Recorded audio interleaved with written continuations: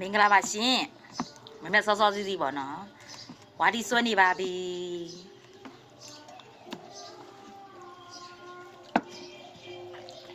လိုင်းမော်ကနေလေမနဲ့မိုးလင်းတာနဲ့စားပြီလားမေးတဲ့လူတွေ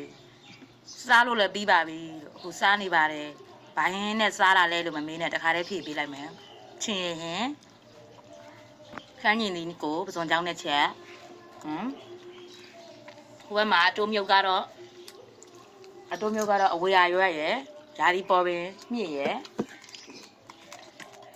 ချင်းရင်ဟင်းလေးကတော့တီးတုံချင်းရင်လေးအမေချက်ပေးထားတာမကြီးမဲ့လေးနဲ့ချက်ပေးထားတာရမ်းကောင်းပါတယ်